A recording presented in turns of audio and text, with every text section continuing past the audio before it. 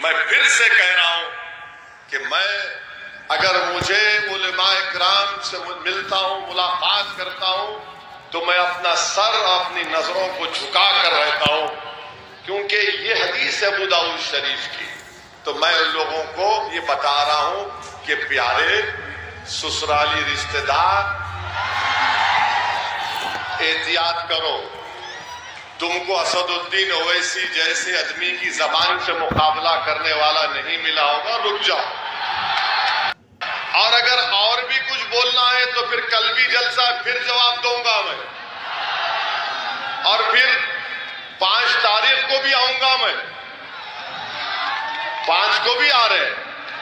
और इंशाअल्लाह ताला अल्लाह जब तक जिंदा रखेगा, कमली वाले के सदक़े में मुबारकपुर को आता रहूंगा और बोलता रहूंगा इंशाअल्लाह। कोई माई का लाल मेरी जबान को नहीं रोक पाएगा इंशाअल्लाह ताला। तो मेरा जो अटैक था, मेरा जो हमला था, हमला 8-9 सालों पर था। इनको समझ में नहीं आया, बेकाबू हो गए कि हमारे सियासी आका पे बोल दिए। अरे उन तुम्हारे सियासी आका के बाप पर बोलूंगा। क्यों बोलूंगा? भारत का संविधान है, भारत का संविधान जिसको बाबा साहिब अंबेडकर ने बनाया, फ्रीडम ऑफ एक्सप्रेशन, आजादी इज़हार ख्याल एक बुनियादी हक है। मैं बोलूंगा और बोलता रहूंगा। तो ये क्लैरिफिकेशन ठीक है ना? और बोले बस रुक जाओ यहां पे गुड्डू भाई, और आगे रुक जाओ, फिर देखते हैं कल क्या होगा। हम किसी का कर्जा बाकी नहीं रखते, सुन लो अखिलेश, हम किसी का कर्जा नहीं रखते बाकी, खुददार आदमी है। अगर तुम कर्जा बाकी रखोगे जवाब मिल जाएगा। तीसरी बात ये, बैठ जाइए, पूरे बैठ जाइए, बैठ जाइए, पूरे बैठ जाइए। कोई नहीं आएगा तुम्हारे मेरे बीच में इंशाअल्लाह ताला। मैं तुमसे मोहब्बत करता हूं, तुम मुझसे मोहब्बत करते हो, और हम सब रसूलुल्लाह सल्लल्लाहु अलैहि वसल्लम के गुलामों के गुलाम हैं, और हम सब आशिक़े नबी भी हैं। दिख रहा हूं? हैप्पी, खुश, वाह। देखते रहो प्यारे, खाली हम देखने की चीज नहीं है, सुन के वोट डालना गुड्डू भाई को। डालेंगे ना? पतंग पे दबाएंगे ना? चलिए, अब तीसरी बात जो हम बोलना चाह रहे थे आपको। अच्छा, अच्छी बात। गुड्डू भाई बोल रहे आज ज्यादा बोलो। अब ज्यादा बोलेंगे तो हमारे ससुराली लोग काम पे लग जाएंगे। सारी खुदाई एक तरफ, नहीं वो नहीं बोलते। तो बात हम तीसरा पॉइंट आपको ये बोलना चाह रहे थे कि जिन लोगों को नाराजगी हुई, थोड़ा परेशान हो गए, हम उनको बताना चाह रहे हैं कि हमने अभी आपके सामने जिक्र किया कि ये उलमा किराम है, ये इमाम है, मगर याद रखिए दुनिया जब तक कायम रहेगी हक और बातिल में हमेशा टकराव होगा। हक और बातिल में हमेशा टकराव होगा। हक के गलबे के लिए ईसार और कुर्बानी देना पड़ता है, और बातिल हमेशा कोशिश करता ताकत के बलबूते पर। बातिल ये समझता है कि मेरे पास ताकत है, इख्तिदार है, मेरे पास दौलत है, मेरे पास फुला है, मगर हक के पास ताकत सिर्फ सच्चाई होती है, और सच्चाई हमेशा गालिब आती है। जैसा कि इन लोगों को समझाने के लिए, जो 8-9% है, उनको समझाने के लिए कि मूसा अलैहिस्सलाम है, फिरौन का दरबार है, फिरौन का दरबार है, मूसा है, फिरौन के दरबार में जादूगर जादू करता है, जादूगर जादू करता है।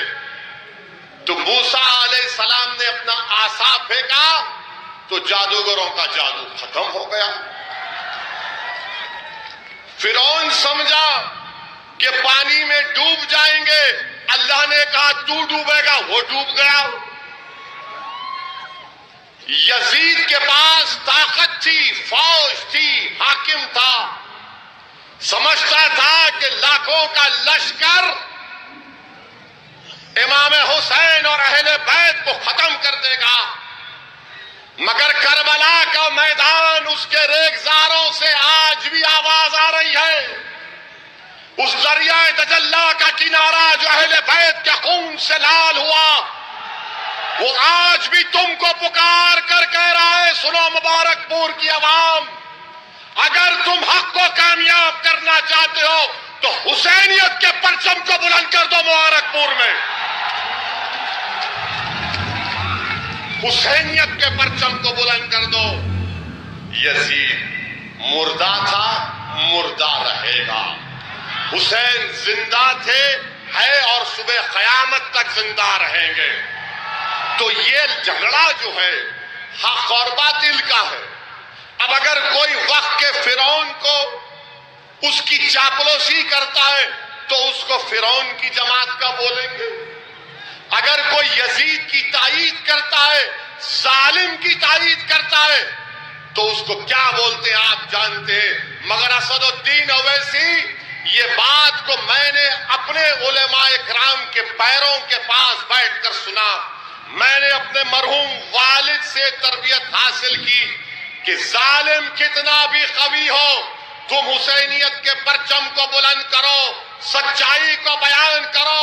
और जैसा ज़ैनुल आबिदीन ने यजीद के दरबार में सच्चाई को बयान किया, असदुद्दीन ओवैसी उसी ज़ैनुल आबिदीन के सदक़े और दुफैल में अल्लाह ने मौका दिया कि बातिलों के सामने हक को बयान करेंगे और बयान करते जाएंगे इंशाअल्लाह ताला।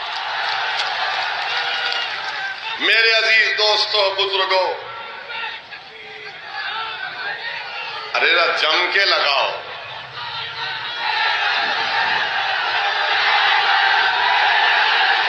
सुनिए, एक बात याद रखिए, ये आपकी मोहब्बत है, ये आपकी मोहब्बत है, मैं उसको सलाम करता हूं। मगर शेर कौन है मालूम आपको? शेर कौन है मालूम आपको? शेर अली है, अली ही रहेगा शेर। असदुल्लाह है वो।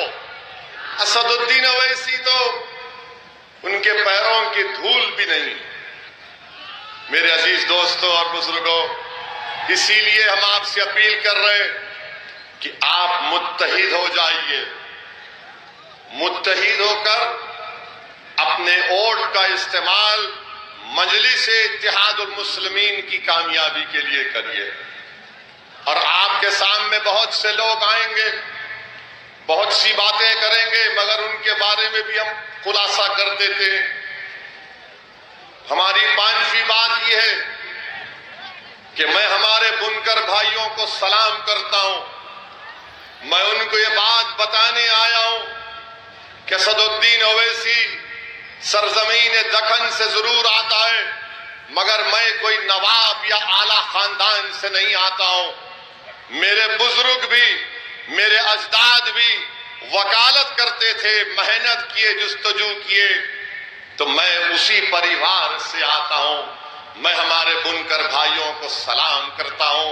ये वो काम कर रहे हैं जो हजरत आदम अलैहिस्सलाम करते थे। ये वो काम कर रहे हैं। वो हमको कपड़ा पहनाते हैं। और ये वो बरादरी है जो 8 महीने मंदी का शिकार रहती है और 4 महीने काम करके अपना पूरा साल भर का इंतजाम कर लेते हैं। मैं आपको सलाम करता हूं। ये वो अंसारी लोग हैं जो हर खैर के काम में, हक के काम में आगे बढ़ते हैं। और मैं हमारे अंसारी भाइयों को पैगाम और ये बताना चाहता हूं कि जैसा कि हमारे गुड्डू जमाली साहब ने कहा कि आप अकेले नहीं हैं, गुड्डू जमाली आपके साथ था, है और रहेगा। आपके वोट से इंशाअल्लाह, दुआओं से, आशीर्वाद से विधायक बनेगा। गुड्डू जमाली भी रहेगा और साथ में ये दीवाना भी आपके साथ रहेगा इंशाअल्लाह ताला। और मैं हमारे बुनकर भाइयों को बता रहा हूं कि महाराष्ट्र मालेगांव में हमारे विधायक मुफ्ती इस्माइल, वो खुद अंसारी हैं। मुफ्ती इस्माइल साहब मालेगांव के हमारे एमएलए, मजलिस इत्तेहादुल मुस्लिमीन के, वो हमारे पार्टी लीडर हैं। महाराष्ट्र की विधानसभा में 2 एमएलए हैं हमारे, एक मुफ्ती इस्माइल और धूलिया से हमारे शाह साहब हैं। हमने मुफ्ती इस्माइल साहब को अपना पार्टी का लीडर बनाया महाराष्ट्र की विधानसभा के लिए। तो मैं हमारे बुनकर भाइयों को भी कहना चाह रहा हूं कि मैं जानता हूं कि यान का मसला है, यान का रॉ मटेरियल का मसला है। मैंने उस मसले को उठाया भी था, पार्लियामेंट में भी उठाया था। और जब आज से 2017 या 18 में एक मीटिंग बुलाई गई थी, उस मीटिंग में भी मैं गया था। तो आप हमारे बुनकर भाई सन 57 की जंग आजादी के बाद कोई माऊ से, तो कोई मुबारकपुर से निकलकर कोई मालेगांव गया, तो कोई शोलापुर गया। मैं आप तमाम को सलाम करता हूं और आपको यकीन दिलाता हूं, हम आपके साथ हैं, आपकी लड़ाई में आपके साथ रहेंगे। आप हरगिज इस बात की फिक्र मत करिए कि आप पर अगर कोई एक तकलीफ आएगी तो असदुद्दीन ओवैसी उसकी तकलीफ को अपने सीने में महसूस करेगा। और आपके साथ कंधे से कंधा मिलाकर मैं और गुड्डू जमाली आपके हक के लिए, आपके मान सम्मान के लिए हम लड़ते आए हैं और लड़ते रहेंगे इंशाअल्लाह ताला। मेरे अजीज दोस्तों और बुजुर्गों, छठी चीज जो आपको हम ये बताना चाहते हैं कि गुड्डू जमाली साहब ने अपनी तकरीर में, शाह आलम गुड्डू जमाली साहब ने कहा कि उन्होंने मजलिस इत्तेहादुल मुस्लिमीन में क्यों शमूलियत अख्तियार की। इसलिए अख्तियार की कि उनको अपनी इज्जत, मान, सम्मान, उनकी गीरत उनको प्यारी थी। मैं उनको सलाम करता हूं कि अल्लाह सुब्हाना व तआला ने उनको खुददार बनाया, अल्लाह उनको और खुददार बना दे। मगर मेरे अजीज दोस्तों और बुजुर्गों, तकलीफ भी होती है, बहुत तकलीफ होती है कि जब एक शख्स जिसको समाजवादी पार्टी ने दावत दी, पीछे पड़ गए, आओ आओ हमारे पास। एक बात आप मेरे सवाल का जवाब दे दीजिए, अगर मैं कल आपके घर पे आ जाऊं, आपकी चौखट पर आ जाऊं और आपसे कहूं कि मैं आपसे हाथ फैलाकर अपील कर रहा हूं कि आप गुड्डू जमाली को वोट दे दोगे, तो अगर आप अपने घर में मुझे बुलाकर बिठाकर पानी पिलाते और कहते हैं कि जाओ ओवैसी, हम तुमको वादा करते हैं कि हम तुमको वोट देंगे। जब गुड्डू जमाली को अखिलेश ने घर पर बुलाया, आपने घर पर बुलाकर झूठ बोला, घर पर बुलाकर झूठ बोला और झूठ बोलकर धोखा दे दिया। ये समाजवादी पार्टी के नेता अखिलेश यादव का किरदार है कि घर को बुलाकर, अपने घर को बुलाकर, गुड्डू भाई आजमगढ़ में कहां से लड़ना है लड़ो। गुड्डू भाई ने कहा कि हम मुबारकपुर के विधायक हैं, उनको आश्वासन दिया, तयख्खुन दिया और उसके बाद लॉलीपॉप पे लॉलीपॉप, लॉलीपॉप पे लॉलीपॉप देता है। अब जो समाजवादी में रुक गए हैं, चूसो लॉलीपॉप, चूसो, मारो सीटी गाजर की पुंगी की। सत्ता में नहीं आने वाले हैं, याद रखो, हमारी बात को लिख के रख लो। गुड्डू जमाली साहब ने एक बेहतरीन फैसला लिया है, एक बहादुरी का फैसला लिया है, और उन्होंने फैसला अपने लिए नहीं लिया है, ये बात आपको समझने की जरूरत है। गुड्डू जमाली को का टिकट काटना ये मुबारकपुर की जनता की तौहीन है। गुड्डू जमाली को अखिलेश अपने घर में बुलाकर वादा करके धोखा देता है। ये धोखा गुड्डू जमाली का इनफरादी नहीं है, बल्कि पूरे मुबारकपुर की जनता को धोखा दिया समाजवादी के नेता अखिलेश यादव ने। अरे अगर कोई दुश्मन घर को आ जाता है तो आप नरम पड़ जाते हैं। जब तुम दावत देकर बुलाते हो और उसके बाद तुम गुड्डू जमाली के पीठ में खंजर मारते हो, ये अखिलेश यादव का असली चेहरा है, इसको याद रखो आप। ये इनका असली चेहरा है।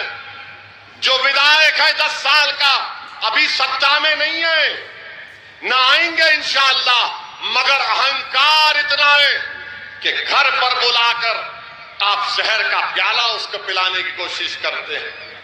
मेरे अजीज दोस्तों और बुजुर्गों, ये अखिलेश, जनाब अखिलेश यादव साहब, वरना फिर ससुराली नाराज हो जाएंगे। जनाब अखिलेश यादव तरम भी है।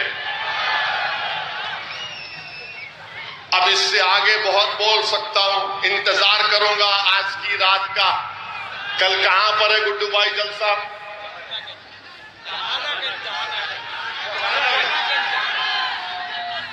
कल जहानागंज में है, आएंगे ना आप? कितने आएंगे? हाथ उठाइए। वहां पर पूरे जहां की बात होगी इंशाअल्लाह। मेरे अजीज दोस्तों और बुजुर्गों, ये इनका असली चेहरा समाजवादी पार्टी के नेता का। अब 7वीं बात हमारी सुन लो आप, कि यहां से मुलायम सिंह यादव साहब भी एमपी थे, अखिलेश यादव भी अभी एमपी हैं। मैं भी हैदराबाद से 4थी मर्तबा का एमपी हूं। मैंने अपने क्षेत्र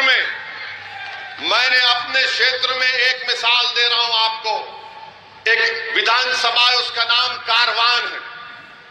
कारवान विधानसभा में मैंने अपने एमपी लैड के पैसों से 10 करोड़ की बच्चियों के लिए एक डिग्री और इंटर कॉलेज की बिल्डिंग बनाई मैंने, जिसमें हमारी बेटियां हिजाब भी पहनती, नहीं भी पहनती, एक आलीशान बिल्डिंग मैंने बनाई।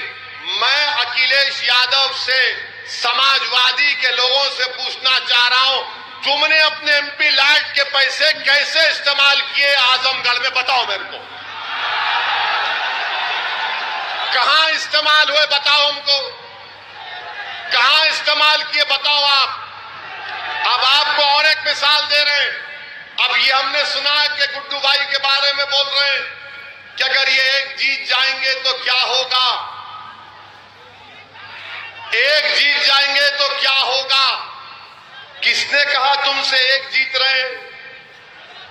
हमारे तो बहुत जीत रहे हैं और तुम्हारे तो बहुत हारेंगे इंशाअल्लाह। हम तो बहुत जीतने वाले हैं। अब ये सफर कामयाबी का शुरू हुआ है अखिलेश यादव साहब। ये सिर्फ 22 का विधानसभा पे खत्म नहीं होगा, 24 भी आएगा, 27 भी आएगा, 29 भी आएगा। जब तक ओवैसी जवान रहेगा मैं आता रहूंगा, और ओवैसी बुढ़ा कभी नहीं होगा इंशाअल्लाह ताला।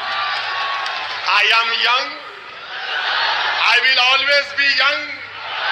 दाढ़ी वाइट है, दाढ़ी वाइट पे गलत फैसला नहीं कर लेना। ये धूप में हो गई।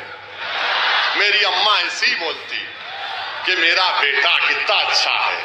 अम्मा बोलती धूप में फिर फिर के इसकी दाढ़ी वाइट हो गई। तो हम ये बता रहे थे आपको कि एक काम बता दो आप, हमने जो हैदराबाद में किया देख लो, आप इंटरनेट पे जाइए, हजरत गूगल पर जाकर लिखिए हैदराबाद पार्लियामेंट कॉन्स्टिट्यूएंसी, मालूम हो जाएगा पूरा शिजरा निकलता उसमें। हाँ बोलेंगे, अभी आएंगे पूरा बोलेंगे, आप फिक्र मत करिए गुड्डू भाई, आपको जिताएंगी जनता और अल्लाह जिताएगा इंशाअल्लाह।